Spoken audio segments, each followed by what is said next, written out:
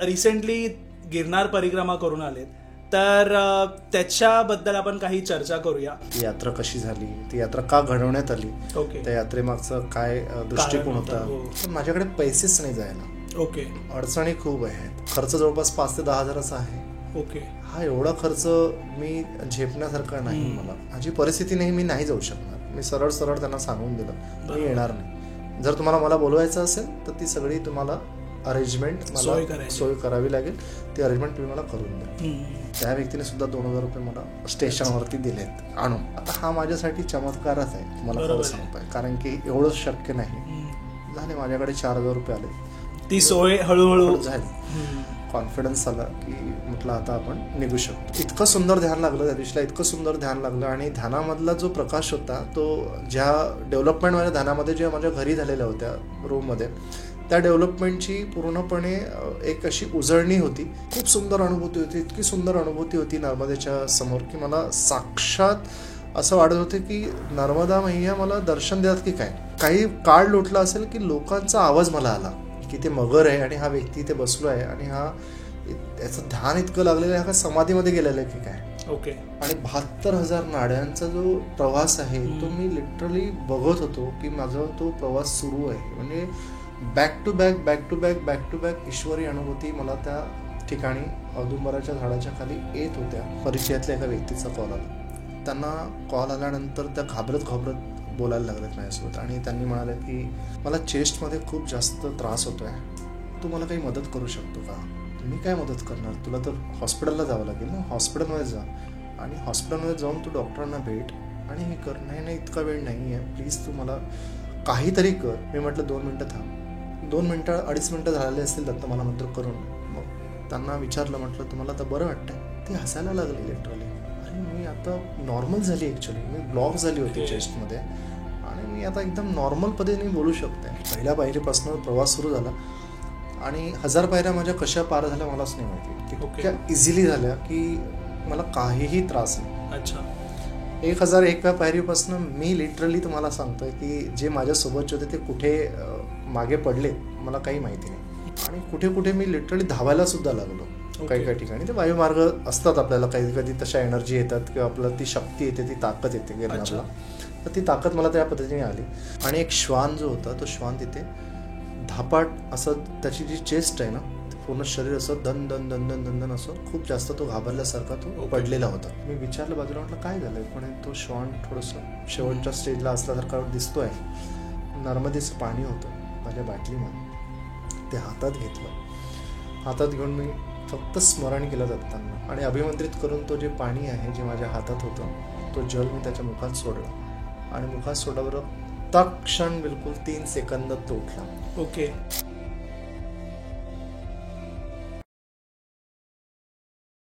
नमस्कार मित्रांनो, स्वागत आहे तुमचं अजून एका नवीन पॉडकास्टमध्ये. आज आपल्यासोबत आहेत किरण दादा. नमस्कार किरण दादा. नमस्कार सागर. आपला पहिला जो पॉडकास्ट आला होता त्याच्यामध्ये भरपूर जणांचे कॉमेंट्स आले होते.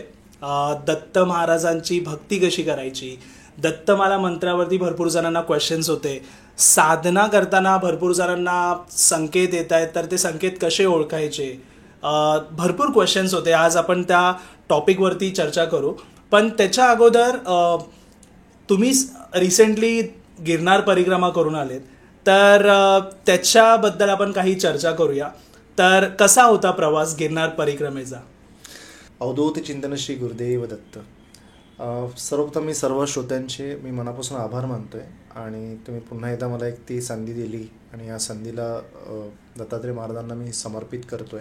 आजचं जो काही संभाषण आहे किंवा जे काही मला अनुभव आलेले आहेत गिरनार परिक्रमेबद्दल किंवा ते सगळे अनुभव मी आपल्यासमोर आता मी मांडत आहे की काय काय नेमकं झालं, ती यात्रा कशी झाली, ती यात्रा का घडवण्यात आली, त्या यात्रेमागचा काय दृष्टिकोन होता, या सगळ्या गोष्टींवरती आपण एक व्यवस्थित तुम्हाला मी सविस्तर प्रत्येक गोष्ट मी समजावून सांगतो. आणि इनफॅक्ट जे काही श्रोत्यांचे प्रश्न होती कॉमेंट्समध्ये ते पण आपण कव्हर करूया त्या बाबतीमध्ये. करेक्ट. तर गिरनारबद्दल मी गेल्या जेव्हापासून मला हे सगळं दत्तात्रय महाराजांचं जे 1 वर्षापासून मी जी सेवा करतोय, मला गिरनार यात्रेबद्दल मला स्वतःहून नाही पण बाकी लोकांकडनं मला खूप जाणून घेण्याची इच्छा होती. म्हणजे ते मला सांगायचे ओके. मी कुठल्या मंदिरात गेलो किंवा कधी कोणासोबत चर्चा झाली तर मला प्रत्येक ठिकाणी हा प्रश्न विचारण्यात यायचा की तुम्ही गिरनारला गेलेत का, तुम्ही गिरनारला गेलेत का. आता मी तुम्हाला याच्या आधी पण सांगितलं की थोडंसं कधी कधी काय असतं की आपल्याला जिथपर्यंत महाराज, तुम्ही जिथपर्यंत भ्रमंतीला पाठवत नाही, म्हणजे मी ॲज अ साधक म्हणून तुम्हाला सांगतोय की माझी साधना सुरू आहे आणि ह्या साधना सुरू असताना मला वाटायचं की मला गिरनारला जायचं आहे, गिरनारला जायचं आहे. इनफॅक्ट मी 2-3दा तिकीट करण्यासाठी प्रयत्न केला. ओके. ठीक आहे, पण ते व्हायचंच नाही. म्हणजे मी मागच्या वर्षीला ऑगस्ट, सप्टेंबर, ऑक्टोबरमध्ये प्लॅन आउट केलेला होता. ओके. त्यावेळेला ते वर्कआउट नाही झालं. इनफॅक्ट फेब्रुवारी महिन्यात मी पुन्हा 3-4दा मी प्रयत्न केला गिरनारला जाण्याचा. तोही प्रयत्न यशस्वी झाला माझा. तर मी त्यावेळेला नेहमी विचार करायचो की जर समजा मला इतक्याना मी प्रयत्न करतोय पण गिरनारचा योग का घडून येत नाही. पण त्याच्या मागचे काही कारणं असतात, तुम्हाला सांगतो. हे कारणं कधी कधी सर्वसामान्य लोकांना हे कळलेही पाहिजेत. ॲज अ साधक म्हणून मी तुम्हाला सांगतो की काय झालं की जेव्हा माझी साधना व्यवस्थित सुरू आहे, साधनेमधले अनुभव येत आहेत, अनुभूती येत आहेत ईश्वरी, आणि मी भ्रमंतीला चाललो आहे. म्हणजे वासुदेवानंद सरस्वती महाराज जिथे जिथे ज्यांनी त्यांचा चातुर्मास झाला त्या ठिकाणी जाण्याचा मला योग आपोआप घडून येतो आहे. ओके. ठीक आहे, टेंबे स्वामी महाराजांचा. तर मी त्यांच्या चातुर्मासाला जिथे जिथे त्यांचं झालं तिथे तिथे चाललो आहे. आणि अचानकपणे एक दिवस काय झालं की मला एक कॉल आला आणि त्या कॉलमध्ये मला सांगण्यात आलं की बाबा तुला निघायचं आहे. ओके. गिरनारला तुला जायचंच आहे, पण गिरनारला जाण्याच्या आधी तुला गरुडेश्वर तू जाऊन ये आणि गरुडेश्वरला जाताना तुला महाराजांचं दर्शन घे, त्यांचं समाधी दर्शन घेऊन तू पुढचा प्रवास गिरनारचा सुरू कर. ओके. जॉब 28 फेब्रुवारीला गेलेला आहे.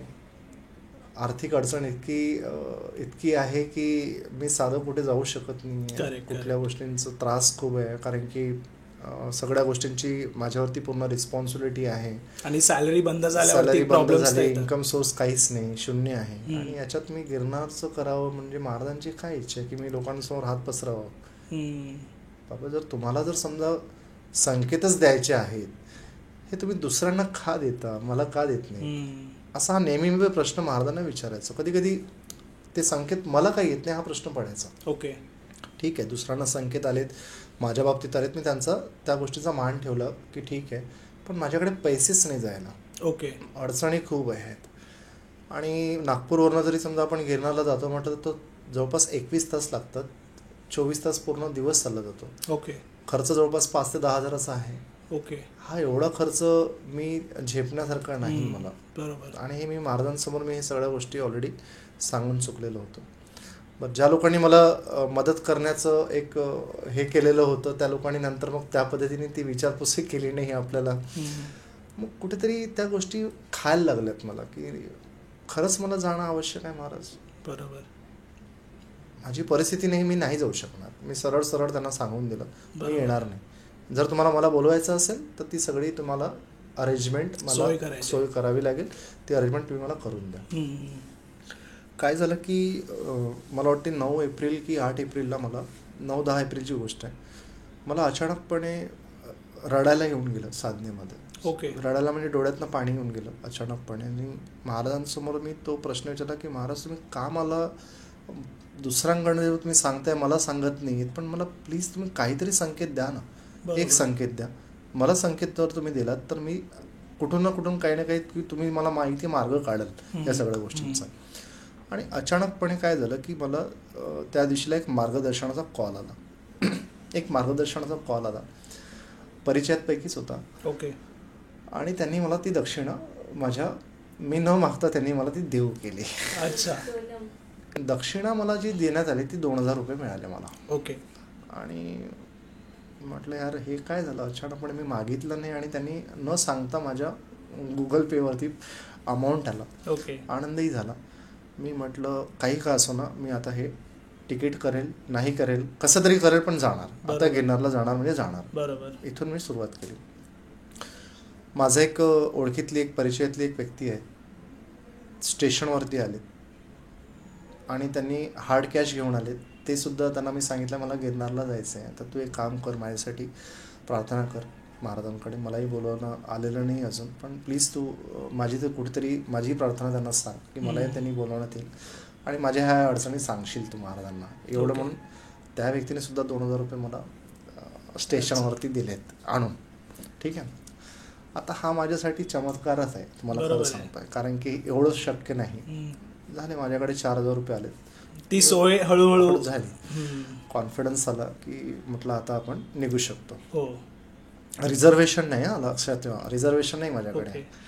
मी जनरलचं तिकीट काढलं. जनरलचं तिकीट काढून मी स्लीपरमध्ये बसलो आणि परमेश्वराला माफी मागितली. पहिली गोष्ट की म्हटलं हा रूल पहिला ब्रेक करतोय, कारण की मी जनरलचं तिकीट काढून स्लीपरमध्ये बसलो आहे. योगायोगाने त्या दिवशीला TT नाही आला. म्हणजे असं क्वचित होतं, पण नाही आला. म्हटलं ठीक आहे, माझ्यावरती ही एक वेगळीच म्हणजे कृपा झाली. 350 रुपये तिकीट नागपूरवरून जनरलचं काढून निघालो आणि हा प्रवास सुरू झाला. आणि वडोदराला मी गिरनारला जायच्या आधी मी वडोदराला उतरलो. ओके. वडोदराला का उतरलो? गरुडेश्वर वडोदरावरनं 83 किलोमीटर लांब आहे. गरुडेश्वर म्हणजे ते आहे देहसमाधी घेतलेला टेंबेस्वामी महाराजांचं ठिकाण आहे. ओके. जिथे शेवटचं देहसमाधी घेण्यात आलेली होती टेंबेस्वामी महाराजांकडनं. म्हणून मी गरुडेश्वरला पोहोचलो. आधी गिरनारला न पोहोचता मी गरुडेश्वरला आलो. ओके. आता याच्या मागचं तुम्हाला कारणही सांगतो का बरं मला तिथे त्यांनी बोलवण्यात आलं. मी प्रवास सुरू केला आणि गरुडेश्वरला पोहोचलो आणि नर्मदेच्या तीरावरती जाऊन नर्मदेच्या पाण्यामध्ये आंघोळ केली, म्हणजे 5 डुबक्या मारल्यात आणि तिथे एक शिला ठेवलेली होती. त्या शिलावरती मी ध्यानाला बसलो. मी दत्त मंदिरात न जाता नर्मदेच्या पहिल्यांदा पात्रात गेलो आणि नर्मदेच्या पात्रात एकदम छानपैकी आंघोळ करून संध्याकाळी बसलो. आणि मी किती वेळ बसलो माझं मलाच नाही माहिती, तुम्हाला खरं सांगतोय. ओके. इतकं सुंदर ध्यान लागलं त्या दिवशीला, इतकं सुंदर ध्यान लागलं. आणि ध्यानामधला जो प्रकाश होता तो ज्या डेव्हलपमेंट माझ्या ध्यानामध्ये ज्या माझ्या घरी झालेल्या होत्या रूममध्ये, त्या डेव्हलपमेंटची पूर्णपणे एक अशी उजळणी होती त्या नदीपात्राच्या समोर. इतकी सुंदर उजळणी होती की ती जी जो ब्लूइश कलरचा जो माझा पूर्ण आभामंडल म्हणजे जे ध्यानामधलं जो हे होतं काय म्हणतो त्याला, एक निळसर प्रकारची जी काही हे होती ती पूर्णपणे बदलली आणि ती श्वेत त्या याच्यामध्ये ती निघून गेली. म्हणजे एकदम वेगळा प्रकाश मला आला नर्मदा नदीच्या समोर. ओके. खूप सुंदर अनुभूती होती, इतकी सुंदर अनुभूती होती नर्मदेच्या समोर की मला साक्षात असं वाटत होतं की नर्मदा मैया मला दर्शन देतात की काय, कुठेतरी मला ती जाणीव होत होती. आणि काही काळ लोटला असेल की लोकांचा आवाज मला आला की ते मगर आहे आणि हा व्यक्ती इथे बसलो आहे आणि हा याचं ध्यान इतकं लागलेलं आहे, हा समाधीमध्ये गेलेलं आहे की काय. ओके. आता त्याला उठवायचं कसं, म्हणून असा मला आवाज आला आणि कुठेतरी मी माझं ध्यान निघालो. बरोबर. मला ही गोष्टीची जाणीवच नाही की तिथे मगर आहे आजूबाजूला तिथं, कारण की मी ते सगळं, कारण एक्साइटमेंट इतकं होतं ध्यान करण्याचं. आणि लगेच ध्यानाला बसलो आणि त्या सगळ्या गोष्टी घडल्यात. आणि संध्याकाळी 6:30-7ला पहिल्यांदा आरती गरुडेश्वरला मला दत्त महाराजांच्या मंदिरामध्ये मला ती आरती मिळाली आणि महाराजांचं दर्शन घेतलं. खूप आनंद, इतका आनंद की माझ्या डोळ्यातनं पाणी घेत होतं. इतकं सुंदर, म्हणजे खूप असं वाटतं की मी घरी आलो आहे. ओके. कुठेतरी आलो आहे आणि महाराजांनी मला बोलवलं आहे या ठिकाणी काहीतरी असेल म्हणून आपण ते करूया. राहण्याची सोय माझी झाली. ओके. मोफत झाली. जेवणाची सोय मोफत झाली. सगळ्या गोष्टींची सगळी सोय माझी होत गेली. महाराजांकडेच सगळ्या गोष्टी सोपवल्यात म्हणल्यावर त्यांनी प्रत्येक गोष्टींची मला सोय होत गेली. पूर्ण अरेंजमेंट झाली व्यवस्थित. आणि रात्रीला मला 9:30 वाजता मला ध्यान करण्याची पुन्हा इच्छा झाली. त्यामुळे मी कुठेतरी स्पॉट शोधत होतो. हा स्पॉट कुठला, तर मी नेहमी तुम्हाला सांगत आलेलं आहे मागच्या वेळेला की मी औदुंबराच्या झाडाच्या खालीच मी साधना करतो. जिथे मी महाराज भ्रमंती महाराजांचं जिथे जिथे चातुर्मास झालेला आहे किंवा महाराज जिथे जिथे थांबलेले आहेत तिथे माझं औदुंबराच्या झाडाच्या खाली ध्यान असतं. बरोबर. कधीही न पद्मासन केलेला व्यक्ती मी त्या दिवशीला मी पद्मासन केलं. म्हणजे पद्मासनात मी आसनात बसलो आणि पद्मासनात बसल्यानंतर ध्यान मला वाटतं मी 10:15 वाजता स्टार्ट केला. आणि औदुंबराच्या झाडाच्या खाली दत्त मंदिराच्या समोर गरुडेश्वरला तिथे बसल्यानंतर सगळं शांत होतं, कुणीही नव्हतं, कारण की रात्र झालेली होती आणि 10:30-11 वाजता तसं फार लोक नव्हते, म्हणजे 1-2 असतील. सुषुम्ना जी आहे आपली 3 नाड्या असतात, इडा, पिंगळा आणि सुषुम्ना. सुषुम्नामधला जो प्रवास जो माझा सुरू झाला त्या दिवशीला तो इतका प्रचंड सुरू झाला की त्याची जी स्पीड होती ती जवळपास 100-200 पटीने वाढली. म्हणजे ती कशी वाढते, कारण की शरीरामधून आपला तो जो सुषुम्ना जी आहे ती इथून ट्रॅव्हल करते बेंबीपासून कम्प्लिटली, ओके. आणि ती ब्रह्मरंध्रापर्यंत जाते डायरेक्टली. आणि 72,000 नाड्यांचा जो प्रवास आहे तो मी लिटरली बघत होतो की माझा तो प्रवास सुरू आहे. म्हणजे back to back back to back back to back ईश्वरी अनुभूती मला त्या ठिकाणी औदुंबराच्या झाडाच्या खाली येत होत्या.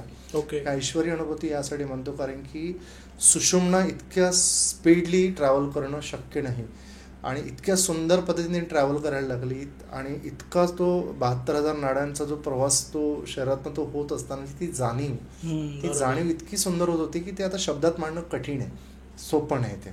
तो अनुभवावा लागतो, ती अनुभूती असते. आणि 1-1.25 तास झाला असेल. 1.25 तासानंतर एक स्त्री माझ्या समोर आली. ध्यान उघडलं, कोणीच नव्हतं. त्या स्त्रीने मला म्हटलं की दादा मला तुमच्याशी बोलायचं आहे. काय तुम्ही ध्यानात गेला, तो तुमची काय समाधी लागली? मी तुमची समाधी लागल्यापासून मी इथे आहे. गेले 40 मिनिटापासून तुमचे डोळे उघडण्याचा, म्हणजे डोळे कधी उघडतात म्हणून मी इथे बसून आहे बाजूला. मला तुमचा नमस्कार घ्यायचा आहे, मला तुमच्या पाया पडायचे. ओके. मी म्हटलं माझ्या पाया पडण्याची आवश्यकता नाही, तुम्ही महाराजांच्या पाया पडा, मी कोणीही नाही. नाही नाही नाही नाही तुम्ही म्हणे मला तुमच्या पाया पडायच्याच आहेत. काहीतरी वेगळं आहे तुमच्यामध्ये, कारण तुम्ही जे तुमचं ध्यान मी बघितलं आणि जे तुमची समाधी लागलेली बघितली ती काही इतकं, माय गुडनेस. त्यांनी ते बोललेत आणि नमस्कार केला. मला कळतच नव्हतं की काय सुरू आहे, कारण की मी माझी लेवल मला नाही माहिती, मी कुठल्या लेवलला पोहोचलो, काय पोहोचलोय हे कधी कधी कळत नाही आपल्याला. बरोबर. तुम्ही ध्यानात होतो. त्याच्यानंतर त्यांना त्या गोष्टींचा अनुभव आला. ठीक आहे, मी महाराजांकडे एकच प्रार्थना केली, म्हटलं महाराज हे काय आहे नेमकं, मला काही समजत नाही. आता हा पहिला संकेत नाही, हा दुसरा संकेत होता. पहिला नर्मदा नदीवर होता, मी ते नाही सांगू शकत तुम्हाला. ओके. काही गोष्टी लॉक असतात, काही अनुभव नाही सांगायचे असतात. बरोबर आहे. तर थोड्या वेळानंतर मला एक कॉल आला नागपूरवरून, परिचयातल्या एका व्यक्तीचा कॉल आला. त्यांना कॉल आल्यानंतर त्या घाबरत बोलायला लागल्यात माझ्यासोबत, आणि त्यांनी म्हणाले की मला एक मदत हवी आहे तुझी अर्चना. मी ध्यानातून जवळपास 10 ते 15 मिनिटं तिथेच बसून होतो. त्या लेडी निघून गेलेल्या होत्या, आणि एक लेडीजच पुन्हा कॉल आला मला. रात्रीचे 11:15 झाले असते. ओके. मला चेस्टमध्ये खूप जास्त त्रास होतो आहे, तू मला काही मदत करू शकतो का? मी म्हटलं मी काय मदत करणार, तुला तर हॉस्पिटलला जावं लागेल ना, हॉस्पिटलमध्ये जा, आणि हॉस्पिटलमध्ये जाऊन तू डॉक्टरांना भेट आणि हे कर. नाही इतका वेळ नाही आहे, प्लीज तू मला काहीतरी कर, पण तू दत्त महाराजांच्या सेवेमध्ये आहेस किंवा काही आहे, पण तू मला काहीतरी प्रार्थना कर की जेणेकरून हा पेन माझा कमी होईल. ओके. मला समजायला उशीर लागलाच नाही की हे गोष्ट काय आहे, कारण की ते औदुंबराच्या झाडाच्या खाली दत्त महाराजांचं मंदिर बंद झालेलं आहे, पण महाराजांचा काहीतरी हा संकेत आहे, हा मला 100% मला कळला. मी म्हटलं 2 मिनटं थांब, मी ध्यान करतो, मी तुला आठवतोय मला ते काही तुझं व्हायब्रेशन्स आहे, तू फक्त फोन चालू ठेव, बघूया मी प्रयत्न करतो. महाराजांना विनंती करतो तुझ्याबद्दल जे काय असेल ते, म्हणजे कॉलवर व्हायब्रेशन, कॉलवरती. आणि दत्तमाला मंत्र माझा सुरू होता, नामस्मरण सुरू होतं, पण मी तो मोठ्याने उच्चारलं, आणि उच्चारता ती पुन्हा सुषुम्ना माझी स्टार्टअप पुन्हा ती झाली, तोच प्रवाह पुन्हा सुरू झाला ध्यानात. आणि 2 मिनटं 2.5 मिनटं झालेले असतील दत्तमाला मंत्र करून. मग त्यांना विचारलं, म्हटलं तुम्हाला आता बरं वाटतंय? ती हसायला लागली लिटरली. अरे मी आता नॉर्मल झाली, ॲक्च्युली मी ब्लॉक झाली होती चेस्टमध्ये, आणि मी आता एकदम नॉर्मल पद्धतीने बोलू शकते. माझ्याकडे रेकॉर्डिंग त्याची मी तुला ऐकवली मगाशी. बरोबर. मला आश्चर्य वाटलं. म्हटलं ठीक आहे, तू महाराजांना उद्या सकाळी जाऊन त्यांचं धन्यवाद कर, कारण मी इथेच आहे, समाधी स्थळ आहे टेंबेस्वामी महाराजांचं, ही त्यांचीच कृपा समज, मी कोणी नाही आहे. दुसऱ्या दिवशी नर्मदा परिक्रमा करण्याचा योग आला. 25 किलोमीटर नर्मदा परिक्रमा, उत्तरी परिक्रमा आहे तिथे. मला तो नर्मदा परिक्रमा करण्याचा योग आला. नर्मदेश्वर जे लिंग आहे मला नदीमध्ये सापडलं. आता तुला सांगतो सागर काय असतं, गिरनारला जाण्याच्या आधी महाराजांची आज्ञा घेणं आवश्यक असतं. ओके. जे टेंबेस्वामी महाराजांच्या सेवेत आहेत. अच्छा. म्हणजे मी जर गिरनारला बघ, आता माझे ते रिझर्वेशन का कॅन्सल होत होते तुला सांगू, मला डायरेक्ट गिरनारला जायचं होतं. ओके. गरुडेश्वरला तुम्ही न जाता मला डायरेक्ट गिरनारला जायचं होतं. ओके. ठीक आहे. का बरं कॅन्सल होत होतं, मला आधी गरुडेश्वरला मला इथे यायचं होतं, समाधी स्थळावरती महाराजांच्या मला पहिल्यांदा साधना करायची होती. ओके. इथले आज्ञा घ्यायची होती, आणि ही आज्ञा घेऊन मला गिरनारला पोहोचायचं होतं. ओके. म्हणून हे सगळे रिझर्वेशन कॅन्सल होत होते माझे.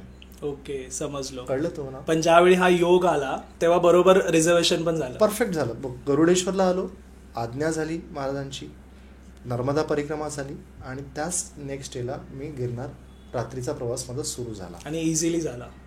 बडोद्यावरून पुढचा प्रवास, Okay. गिरनारचा प्रवास सुरू झाला.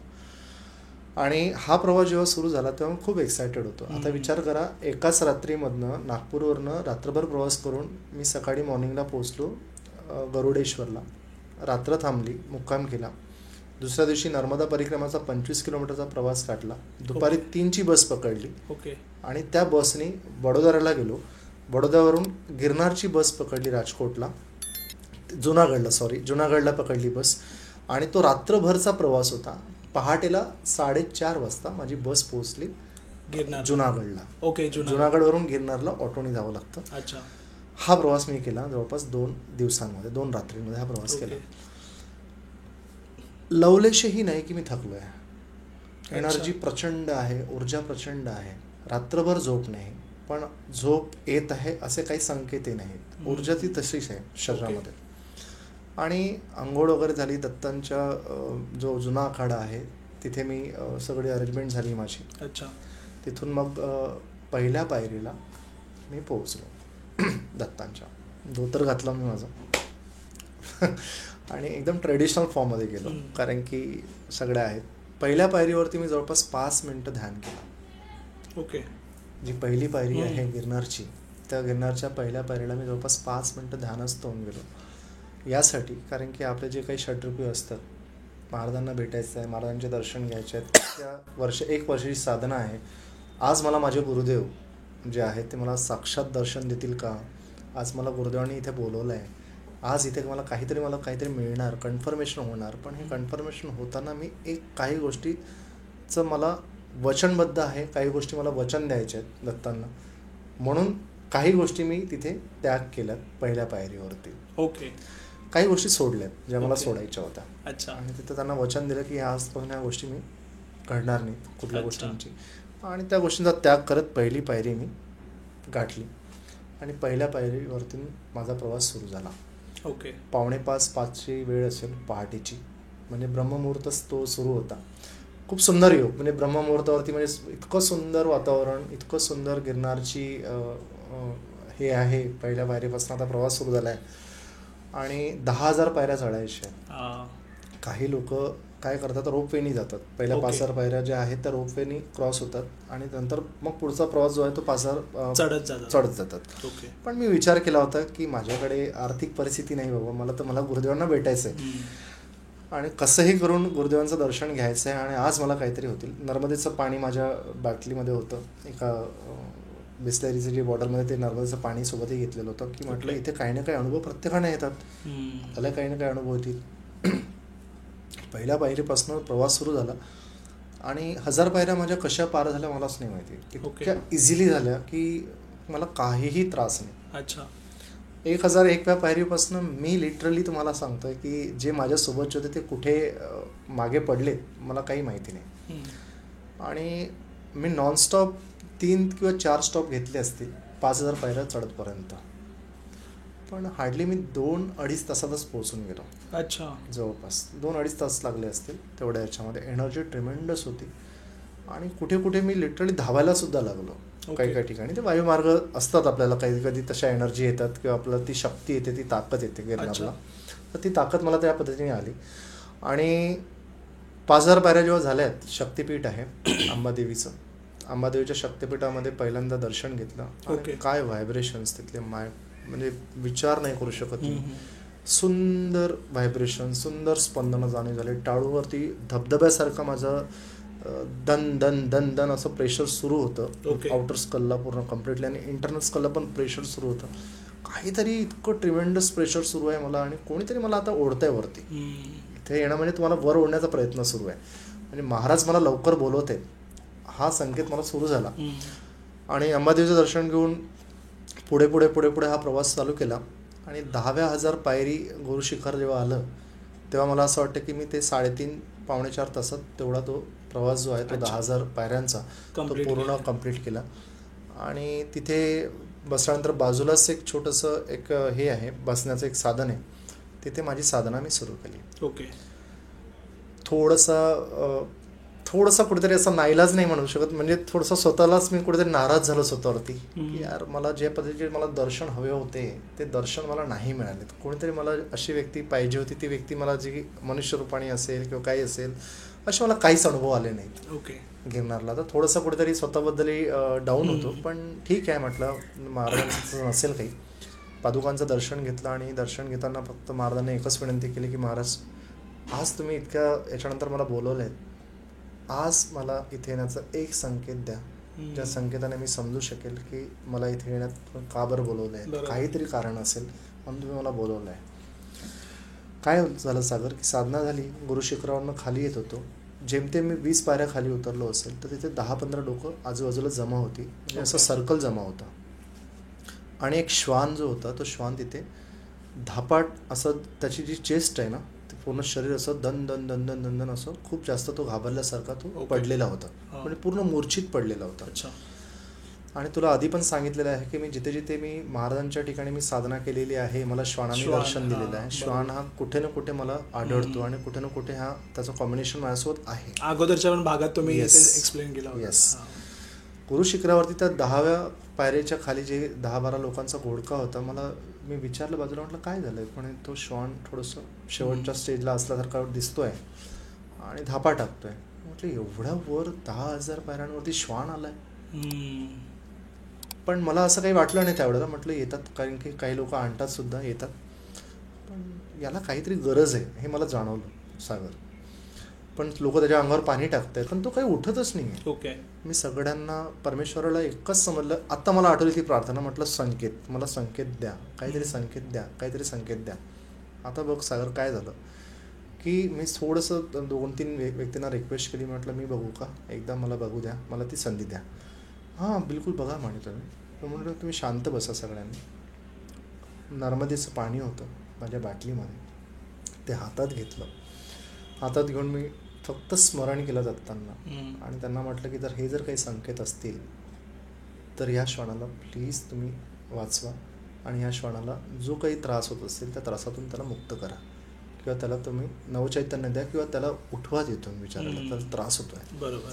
असं म्हणून मी मंत्र अभिमंत्रित केला आणि अभिमंत्रित करून तो जे पाणी आहे जे माझ्या हातात होतं तो जल मी त्याच्या मुखात सोडला आणि मुखात सोडल्याबरोबर तत्क्षण बिलकुल 3 सेकंदात तो उठला.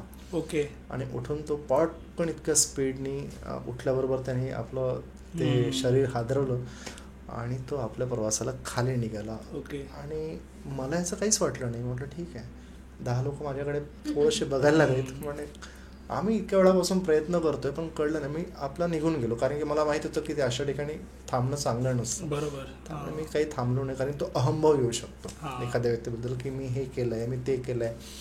त्यामुळे मी तिथे थांबलो नाही, न बोलता आपला निघून गेलो ऍक्च्युअली. पण तो एक संकेत होता. उतरत असताना जवळपास मला वाटतं की 6,500-7,000 पायऱ्या झाल्या असतील. ओके. आणि दुपारची वेळ झाली, 12:30-1 वाजता. ऊन थोडंसं खूप जोरात ऊन होतं आणि एक दत्तात्रय महाराजांसारखी नाही पण शकत, पण खूपच सुंदर अशी एक वैरागीच्या रूपात जोडी आहे त्यांच्याकडे. खूप सुंदर रेशमी वस्त्र घातलेले, इतकी सुंदर त्यांना छोटीशी दाढी आलेली व्यवस्थित, आणि इतकं तेज त्यांच्या ह्याच्यावरती आणि इतकं सुंदर त्यांचा ऑरा होता. मी त्यांच्याकडे बघतच बसलो. ओके. ते वर चढत होते आणि वर चढताना मी एकटाच पायऱ्या चढताना, कारण की सगळे लोक रोपेने निघून गेले होते. आपल्याकडे पहिलेच आर्थिक अडचणी. मी म्हटलं मला नाही करायचं, मला खालीच जायचं, मला पाहायचं आहे, काहीतरी अनुभव पुन्हा येतील. आणि त्या संन्यासी जे होते, जे वैरागीच्या रूपात होते, त्यांनी मागे वळून बघितलं आणि इतकी सुंदर मला स्माईल दिली की त्या स्माईलनी मला लक्षात येऊन गेलं की हे कोणीतरी मनुष्यरूपी आपल्याला ज्यांचं दर्शन झालं, बरोबर, ते असतील कोणी. तर अख्खे म्हणजे खुद्द दत्तात्रय महाराज हे इतकी वैरागी आहेत, मी याच्याबद्दल विचार नाही केला. म्हटलं तुम्ही सत म्हणून त्यांना नमस्कार केला आणि नंतर मग मी माझ्या परतीच्या प्रवासाला लागलो. बसमध्ये बसल्यानंतर सागर मला तो अनुभव आठवला जो श्वानाचा होता. मला झोप लागली आणि झोपेत कुठेतरी तो श्वान आठवला. म्हणजे मी श्वान आठवल्यानंतर मला लक्षात आलं, अरे मी म्हटलं हा मला का आठवला आणि मी याला काय केलं नेमकं. तर काय वाटलं सागर माहिती आहे मला हे वाटलं की महाराजांनी गरुडेश्वरला बोलवलं, त्या लेडीचा मला फोन आला, तिला बरं नव्हतं, तिला बरं केलं, तो तिथे संकेत मला मिळाला. बरोबर आहे. आता ही जी पावती आहे फायनल, ती कन्फर्मेशनची पावती मला तिथे मिळाली. कुठे? गिरनारच्या गुरु शिखरावरती मिळाली त्या रूपामध्ये. आणि मी शॉक झालो. माय गुडनेस, मला असं वाटलं की मला काहीतरी महाराजांनी इथे संकेत हे या बाबतीत दिलेले आहेत. ते बोलणार नव्हतं, मी बोललो नाही, पण म्हटलं काही ना काही असतील. मी नागपूरला व्हेरी नेक्स्ट डे पोहोचलो आणि तुला आठवत असेल की मी तुला नेक्स्ट डेला सांगितलं की मला अशा अशा व्यक्तींचा फोन आला. तुम्ही मला नंबर दिला होता कदाचित, बरोबर, म्हणजे माझा नंबर तुम्ही त्यांना शेअर केला होता. बरोबर. त्यांचा मला कॉल आला आणि त्या कॉलवरती मी त्यांना काही मार्गदर्शन केलं, काही हिलिंग म्हणा किंवा काही कुठल्या गोष्टींनी म्हणा.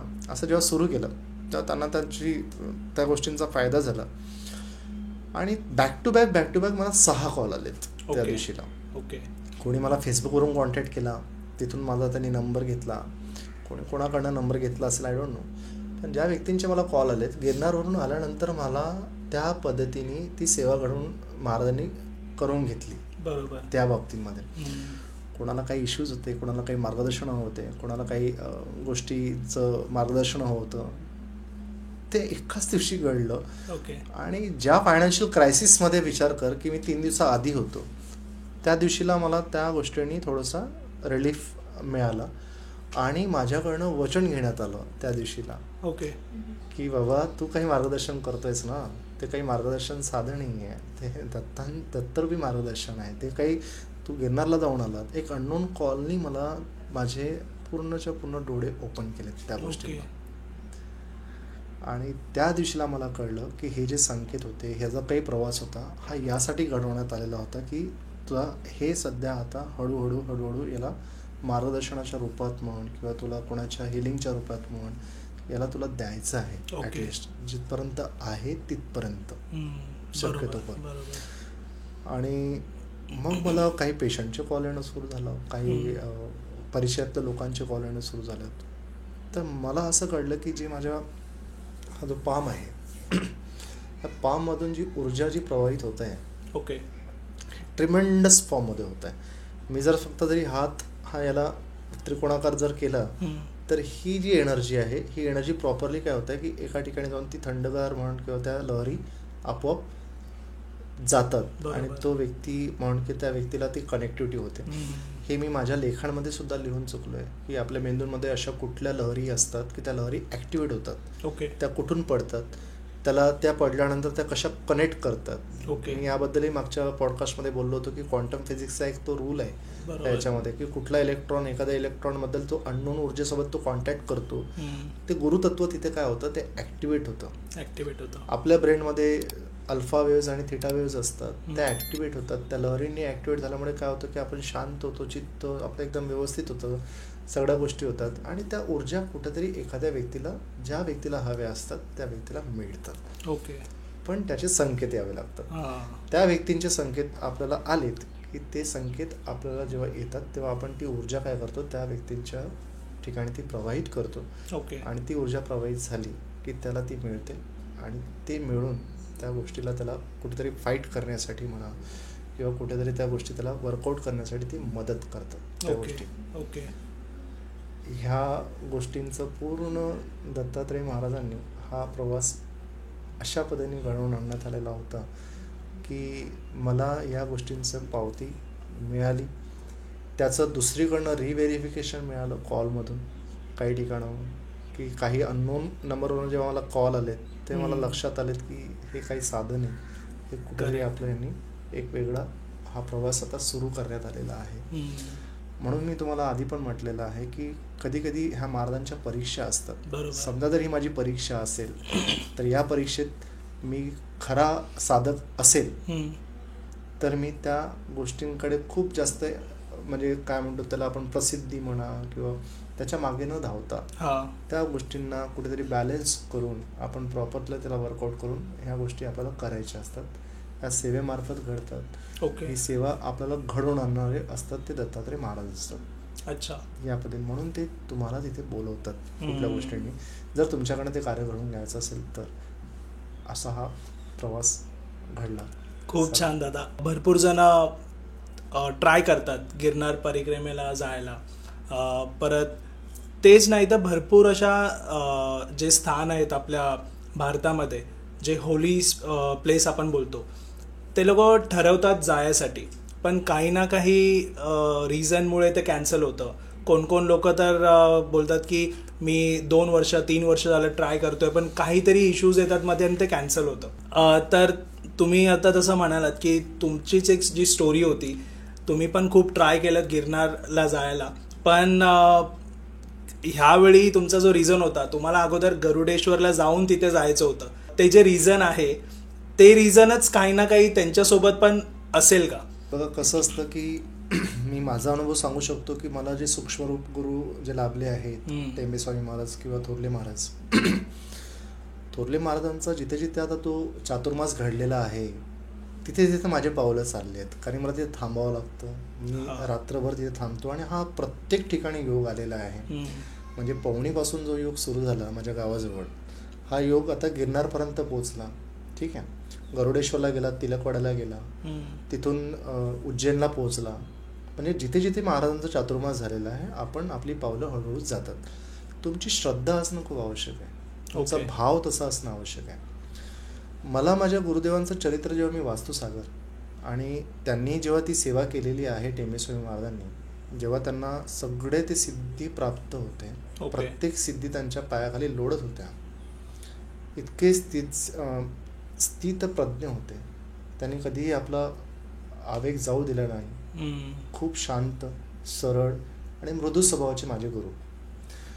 या गुरूंना जेव्हा मी वाचन करतो किंवा या गुरूंचं जेव्हा मी चरित्र वाचतो, तेव्हा जो कनेक्टिव्हिटी जी इस्टॅब्लिश होते आपल्या गुरूंबद्दल, तर मग कुठं ना कुठं आपल्याला काय होतं की ते जिथे गेलेले आहेत, ते जिथे थांबलेले आहेत, तिथे जाण्याची आपल्याला सुद्धा आवड निर्माण होते. बरोबर. मग गुरुच आपल्याला घेऊन जातात अशा ठिकाणी की तू चल ते बघ. विचार कर सागर की त्या व्यक्तींनी 19व्या शतकामध्ये, विचार करा की 20व्या शतकामध्ये, की तेवढ्या याच्यात काही साधनं नसताना अख्खा प्रवास पायी केला. माणगावपासून सुरुवात झाली, तर हरिद्वारपर्यंत गेले, ते हिमालयापर्यंत पोहोचले. म्हणजे पायी हा प्रवास सुरू झाला. प्रत्येक ठिकाणचा त्यांचा चातुर्मास मी आता गुरुदेव चरित्राच्या रूपाने मी ते वाचन करतो, तेव्हा डोळ्यातनं पाणी येतं लिटरली की इतका व्यक्ती इतका त्याग कसा करू शकतो. बरोबर. त्याग करून त्यांनी सगळ्या गोष्टी इतक्या सुंदर पद्धतीने समजावून सांगितल्या. त्यांचं प्रत्येक स्तोत्र सिद्ध आहे, प्रत्येक मंत्र सिद्ध आहे. ज्या ठिकाणी ते गेलेत त्या ठिकाणी त्यांच्या खूप खूप ह्या गोष्टी अशा अनुभूती आहेत किंवा अनुभव येतात, त्यांच्या भक्तांना येतात. मला त्या गोष्टी त्या रिअलाइज होतात तिथे गेल्यानंतर, त्या कनेक्टिव्हिटी इस्टॅब्लिश होतात सागर. रात्रभर जरी थांबलो तरी महाराजांचं मी तिथे बघू शकतो की त्यांनी इथे पादुका, कुठेच पादुका त्यांनी म्हणजे कधीच त्यांनी पायामध्ये कधीच पादुका घातलेल्या नव्हत्या. अच्छा. पण जेव्हा मी माझं मस्तक पादुकांवरती ठेवलं गरुडेश्वरला, तेव्हा माझ्या आज्ञाचक्रावरती काय अनुभव झाला तो मी नाही सांगू शकत. महाराजांनी मला तिथे काय अनुभव दिलेत हे मी इथे नाही सांगू शकत या प्लॅटफॉर्मवर. बरोबर. पण ते लॉक्ड आहेत. मग हे तुम्हाला अशाच वेळेला बोलवतात, त्याची तुम्हाला उकल तिथेच केली जाते तुमच्या प्रश्नांची. मी फाईट करत होतो की माझी जॉब गेली 28 फेब्रुवारीला. I am trying my level best to get a job, पण मला मिळत नाही आहे. मी प्रयत्न करतोय, इकडनं तिकडनं जिथं होतंय तिथं करतोय, पण नाही होतंय कुठेतरी. मग हे काय आहे नेमकं? माझा पेपर तर अवघड आहे ना, कारण की मी तर संसारामध्ये आहे, माझ्यावरती पण रिस्पॉन्सिबिलिटी आहे. विचार करा, महाराज जेव्हा तुम्हाला पूर्णपणे कंट्रोल करतात काही गोष्टींनी, तेव्हा तुमच्यात अशा उपाययोजना केल्या पण जातात काही गोष्टींच्या. त्या व्यक्तींच्या मार्फत केल्या जातात. मग तुमच्याकडे अशी काही तुमच्याकडे ती गोष्ट तुम्हाला ती देण्याची गोष्ट करतात की ती तुम्हाला लोकांपर्यंत पोहोचवण्याचं ते माध्यम तयार करतात. अशाही गोष्टी होतात. तर सागर, ते तू विचारलं आहेस की माझी इच्छा झाली, समजा तुझी इच्छा झाली आणि तुला इथं जायचं आहे, जाण्याच्या मागचा हेतू आपला हा सरळ असला पाहिजे. तो पूर्णपणे तो भाव जो आहे तो शुद्ध असला पाहिजे, समर्पण असलं पाहिजे. तेव्हा आपोआप सगळ्या गोष्टी घडतात आणि ते तुमचं आपोआप तिथे बोलावणं येईल. तुम्हाला मग गिरनारला पण बोलवणं येईल. तुम्ही गिरनारला गुरु शिखरावरती तुमचं मस्तक ठेवून येऊ शकता आणि त्याच्यानंतर तुमचं आयुष्य जे काही आहे, जे आयुष्यात जे काही संकट होते किंवा काही कुठल्या गोष्टी होतात त्या ॲटोमॅटिक निस्तारायला लागतात. ओके. जे माझ्या बाबतीत झालेलं आहे. बरोबर. असं आहे. आता विचार कर सागर, की ज्या दिवशीला माझ्याकडे काही नसताना ती मदत आली होती आर्थिक रूपात, सांगतोय, ती स्त्री कोण असेल की स्त्री जी माझ्या पाया पडली असेल? इथे गरुडेश्वरला रात्रीला साधना करत असताना की जी थांबली विचारी आणि ती माझ्याबद्दल विचारपूस करत होती, चौकशी करत होती. मग मी असं का विचार नाही करावं की ती अनघा लक्ष्मीच्या रूपात त्या माझ्याकडे आलेल्या असतील. विचार करा की मला त्यांचे दर्शन घेण्याची ऍक्च्युली इच्छा झाली, पण त्या स्वतः तिथे येऊन त्यांनी हे केलं. काहीही होऊ शकतं अशा याच्यामध्ये. तुम्हाला असे अनुभव अशाच ठिकाणी येतात. बरोबर. हे व्यक्तींच्या रूपात येतात किंवा अशा टाईपमध्ये येतात सागर. त्यामुळे ह्या आपल्याला जाणं हा योग येतो आणि हा योग परमेश्वर घडवून आणतो आपल्या आयुष्यात. असं आहे. म्हणून बोलतात की जोपर्यंत योग येतो त्यावेळी बरोबर माणूस तिथे जातो. करेक्ट आहे. आणि हे सत्य आहे आणि हे तेव्हाच शक्य होतं ज्या वेळेला ईश्वराला तुम्हाला त्या गोष्टी प्रदान करायच्या असतात, द्यायच्या असतात, तेव्हा तुमचे पुढचे मार्ग मोकळे होतात. बरोबर. अशा बाबतीमध्ये. आणि हे मार्ग मला आता त्यांनी जे देण्यात आलेले आहेत त्याच्यानंतर मी आता बऱ्याच लोकांना ती सेवा मी पुरवतो. आता नागपूरनं कुठे कुठे प्रवास करण्याचा योग येतो. काही ठिकाणी कुठे काही अडचणी असतात, काही ठिकाणी कुठे मार्गदर्शनाचं काही असतं. चालतं, जसं शक्य आहे तसं मी करण्याचा प्रयत्न करतो. जे मला महाराज जसं म्हणतील तसं मी करतो. विदाऊट त्यांच्या परमिशनशिवाय मी काही कुठली गोष्ट करत नाही. असं आहे. बरोबर. खूप छान तुमची जर्नी होती दादा. गरुडेश्वर पासून गिरनार. लोकांना त्यातून भरपूर काही असं शिकायला पण मिळेल, कारण ज्यावेळी ते जातात तर नॉर्मली लोक जाऊन पाया पडून येतात. तर इथून पुढे आपला हा व्हिडिओ पाहिल्यानंतर भरपूर जण ट्राय पण करतील तिथे ॲटलिस्ट एक 5 मिनिटं 10 मिनिटं ध्यानात बसायला. तुम्ही प्लीज साधना करा. हो. अशा ठिकाणी तुम्ही साधना करायलाच हवी, कारण की आपण एवढं लांब जातो. तुम्ही ॲटलिस्ट तिथे जपमाळ करा.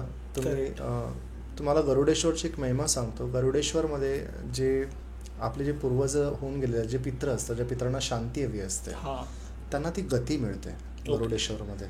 ती साधना करून ती गती जेव्हा त्या आपल्या पित्रांना मिळते तेव्हा त्यांना पुढच्या प्रवासाला त्यांना जाण्याची ती गती प्राप्त होते.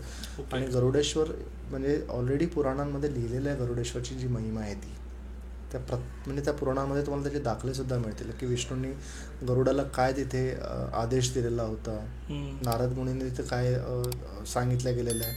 टेंबेस्वामी महाराजांना ती आज्ञा झाली म्हणून टेंबेस्वामी महाराज गरुडेश्वरला पोहोचलेत. ओके. ती खूप सुंदर कथा आहे. त्याच्याबद्दल वेगळा एक विषय आहे तो. आणि खरंच तुम्ही वाचून बघा गरुडेश्वरचं, तुम्हाला त्या गोष्टींचे अनुभव येतील. तिलकवाडा झालं, गरुडेश्वर झाला, इथे महाराजांचे खूप सुंदर तिथे चातुर्मास घडलेले आहेत. अशा ठिकाणी आलेले अनुभव हे आपल्याला ती तिजोरी बनते, आपल्याला ती गाठोडी तयार होते अनुभवाची. आणि याच्यात आपण शिकतो. पुढचं आपल्याला जे शुद्धीकरण जे म्हणतो आपण, देहशुद्धीकरण होतं प्रत्येक गोष्टींचं. हे तुम्ही तिथे जाऊन जर करू शकलात, कारण एवढ्या लांब जायचं आणि गप्पा टप्पा टवळका करत जायचं तर काही अर्थ नाही. त्याआधी 30 मिनिटं बसा, 1 तास बसा. मी तर रात्रभर काढलेली आहे. मी एवढा त्रास नाही म्हणू शकत, कारण की ते अनुभव मला ते फील करायचे आणि तेच अनुभवासाठी आपण हा सगळा प्रवास घडवतो. फिरायसाठी नाही जात आपण. ईश्वरी अनुभूती यायला आपण तिथे प्रयत्न करतो आणि ते आपोआप घडतात आणि आपोआप येतात. म्हणजे तिथे गेल्यावरती ते एक कनेक्शन फील केलंच पाहिजे. 5-10 मिनिटं का असं ना, पण ते कनेक्शन व्हायला पाहिजे. आपोआप होतं सगळं. आणि जर ईश्वराला जर तुमची निवड करायचीच आहे आणि ईश्वराने जर समजा तुमची निवड त्या कार्यासाठी जर केलेली असेल तर ते तुम्हाला त्या पद्धतीने तसे तुमचे प्रवासही होतात, तसे अनुभवही येतात, अनुभवाची गाठोडी तयार होते. आणि मग अनुभवाची गाठोडी तुम्हाला लोकांपर्यंत पोहोचण्याचं कार्य सुद्धा करताना ते तुम्हाला परमिशन देतात की आता हे अनुभव तू सांग. म्हणजे काही लोकांचा प्रश्न असा होता की हे अनुभव सांगायला नकोत, काही म्हणणं होतं काही कॉमेंट्समध्ये. मी त्यांना हात जोडून विनंती करतो की मला जे सूक्ष्मरूप गुरु जे लाभलेले आहेत टेंबेस्वामी महाराज, यांच्या आदेशाशिवाय मी कुठली गोष्ट करत नाही, यांच्या संकेताशिवाय मी कुठली गोष्ट करत नाही. आणि हे संकेत मी तुम्हाला सांगतो, ज्या व्यक्तींचा साधनेत, ध्यान साधनेत जी व्यक्ती शून्यत्वावर पोचते, ज्या व्यक्तीला शून्यत्व प्राप्त होतं, विचार नसतात, मंत्र नसतात, त्यावेळेला श्वास सुद्धा कधी कधी चालतो कधी नाही चालतो, त्याकडे लक्ष सुद्धा नसतं. अशा वेळेला जेव्हा ईश्वर आपल्याशी बोलतो, आणि ईश्वर म्हणजे बोलतो कसा तर तो एक थॉट तयार होतो त्यावेळेला, जिथे शून्यच आहे तर मग एक थॉट तयार होणं म्हणजे ते ईश्वर आपल्याशी कनेक्टिव्हिटी करतो अशा याच्यामध्ये ते संकेत असतात. आणि हे संकेत प्रत्येकाला येत नाहीत. अनुभव ज्या व्यक्तींना येतो हा सांगणं न सांगणं हे त्यांच्या गुरूंवरती डिपेंड करतं. ओके. जर समजा मला देहधारी गुरु नसतील पण सूक्ष्मरूप गुरु जे मला लाभले आहेत, मी त्यांची परवानगी घेतल्याशिवाय हा मूर्खपणा तुम्हाला जगासमोर मी करणार नाही. कारण की त्याची भीती मला जास्त आहे तुमच्यापेक्षा. बरोबर. कारण तुम्ही साधना करताय ती आणि इतकी मेहनत तुम्ही घेता, तर तुम्हाला माहिती ऑलरेडी काय गोष्ट ऑडियन्स समोर मांडायचे, काय नाही बोलायचे, ते तुम्हाला बरोबर माहिती आहे. कारण की मी तुम्हाला हे सांगू शकतो की काही अनुभव असे असतात की तुम्हाला मी कितीही जरी बोलण्याचा प्रयत्न केला ते लॉक्ड आहेत. बरोबर. ते तुम्हाला सांगताच येणार नाही त्या गोष्टींसाठी. तुम्हाला हे सांगता नाही येणार की तुम्हाला तुमचे कोणते कार्य तुम्हाला सोपवण्यात आलेले आहेत हे तुम्ही नाही बोलू शकत. त्या गोष्टी बरोबर. तुम्हाला फक्त तुमचे मतं प्रकट करायचे. तुम्हाला तुमच्या गुरुदेवांबद्दल तुमच्या त्या गोष्टींचा आदर ठेवून तुम्हाला तुमचे ते जे भाष्य आहे ते लोकांसमोर ठेवावं लागतात. कारण की ते तुम्हाला कुठेतरी त्यांची जी विचारसरणी आहे ती मांडावी लागते जगासमोर. बरोबर. ते तुमचं देणं आहे ते तुम्हाला करावं लागतं. मला जर माझ्या गुरुदेवांबद्दल जर वाटत असेल की त्या व्यक्तीला इतक्या व्याधी जडल्या टेमी स्वामी महाराजांना की शेवटच्या क्षणाला त्यांना पाणीसुद्धा घेता येत नव्हतं सागर. विचार करा. म्हणजे एक व्यक्तीने हजारो व्यक्तींचे प्राण वाचवले, हजारो व्यक्तींच्या व्याधी अंगावर घेतल्यात. इतकं सोपं असतं एनर्जी हिलिंग देणं. एखाद्या व्यक्तीला कॅन्सर आहे, मी जर एनर्जी हिलिंग देतोय काय होतंय, ती व्याधी जी आहे ती व्याधी मी इनडायरेक्टली काय करतोय माझ्यावरती घेतोय ना. माझ्यावरती घेतोय याचा अर्थ काय की मी तितका सक्षम आहे का. करेक्ट. मग माझे गुरुदेव जर मला जर समजा तो एक कवच तयार करून देत आहेत माझ्या बाबतीमध्ये, तर याचा अर्थ की ती व्याधी मला कुठेतरी कनेक्ट होता कामा नये कुठल्या गोष्टींची. पण विचार करा टेंबे स्वामी महाराज इतके साधे सरळ प्रत्येक व्याधी त्यांनी आपल्या अंगावर घेतल्या. प्रत्येक व्यक्तींचा रोग बरा केला. बरोबर. असाध्य रोग त्यांनी बरे केलेत. घोरकष्ट धरून स्तोत्र त्यांनी रचलेत. खूप काही केलं. आणि शेवटी त्या पाण्यासाठी बिचाऱ्यांना शेवटी आपला देहत्याग करावा लागला. पाणी सुद्धा पिता येत नव्हतं तर ताक प्यायचे. ओके. मग जर त्यांनी जर ती संधी जर मला दिलेली आहे की ती पाणी नर्मदेचा विचार कर, गिरनारवरती होतं आणि तेच पाणी मी उजव्या हातावरती जेव्हा ठेवलं आणि त्या पाण्याला अभिमंत्रित केलं आणि जेव्हा मी त्याला ते दिलं आणि तो श्वान उठला, मग याचा अर्थ काय. बरोबर. मी पहिल्या पॉडकास्टमध्ये पण बोललेलं होतं की पाणी जेव्हा मी वापर केलं, अगस्त्य माझा मुलगा आहे 7 वर्षाचा आहे, प्रचंड ताप आलेला, तो ताप झाला ना. काही ना काही नातं आहे ना कुठे ना कुठे. तुम्हाला एकच विनंती करतो की जर समजा एखाद्या व्यक्तीला अनुभव येत असतील किंवा एखाद्या व्यक्ती तो अनुभव जर समजा मांडू शकत असेल तर तो प्रसिद्धी मिळावी म्हणून यासाठी नाही करत. बरोबर. तो प्रसिद्धीच्या वर चालला गेलेला आहे. कारण की तुम्हाला एक सांगतोय, ज्या व्यक्तींचे शरीरामधली जी चक्र आहेत, मूलाधार, स्वादिष्टान आणि मणिपूर, हे 3 चक्र इथे असतात या साईडपर्यंत. हा भवसागर आहे. ओके. जे लोक या भवसागरात आहेत ना ते लोक त्या भवसागरामध्येच असतात. ओके. पण ज्या लोकांची ऑलरेडी इथून तयारी सुरू झालेली आहे, अनाहत, विशुद्ध, आज्ञा, इथून जेव्हा त्यांची तयारी सुरू झालेली असते तेव्हा तो भवसागराकडे बघत सुद्धा नाही किंवा त्याला त्या गोष्टींचं काही घेणं नसतं. ओके. त्याला त्या प्रसिद्धी, त्याला त्या गोष्टींकडे तो येत नाही. त्याला फक्त त्याच्या गुरूंचे विचार समोर ठेवायचे असतात. ओके. ते अनुभव येतात, त्या अनुभवाला त्यांना ते कुठेतरी ते कनेक्टिंग डॉट्स या मेथडने तो समोर आणण्याचा प्रयत्न करतो की काही लोकांना कुठेतरी अडचणी येतात, त्या अडचणी कुठेतरी दूर व्हाव्यात म्हणून आपण त्या गोष्टींना कनेक्टिव्हिटी करतो. बरोबर. बरोबर. खूप छान दादा. आणि तुम्ही तुमचा एक्सपिरियन्स सांगितलात. परत भरपूर जणांनी तुम्हाला कॉल्स पण केले आणि तिथे तुम्ही लोकांना ट्रीटही केले. आपल्याकडे कॉमेंट्समध्ये पण भरपूर जण रिक्वेस्ट करत असतात की दादांचा नंबर हवा आहे वगैरे. तुम्ही पाहिला पण असेल फर्स्ट पॉडकास्ट, सेकंड पॉडकास्ट जो आपण रिलीज केला होता. तर कारण भरपूर लोकांना ना जेन्युइनली गरज असते. विनंती करतो की जरी नंबर दिला असेल तरी ज्या लोकांना खरंच आवश्यकता असेल त्याच लोकांनी संपर्क करा. बरोबर. ज्या लोकांना खरंच आवश्यकता नाही आहे तो विनाकारण टाइमपास तुमचाही करू नका. बरोबर. कारण तुमचा पण साधण्याचा वेळ असतो, तुम्हाला रोजचा तो वेळ तिथे द्यावाच लागतो, कारण ते इम्पॉर्टंट आहे किती गेले तरी. आणि मी नंबर दादांचा शेअर करेन डिस्क्रिप्शनमध्ये. आणि भरपूर लोकांना ना म्हणजे आपले पॉडकास्ट रिलीज होत असतात ज्यांचे जसे गेस्ट मला नंबर देणार मी डिस्क्रिप्शनमध्ये मेन्शन करेन.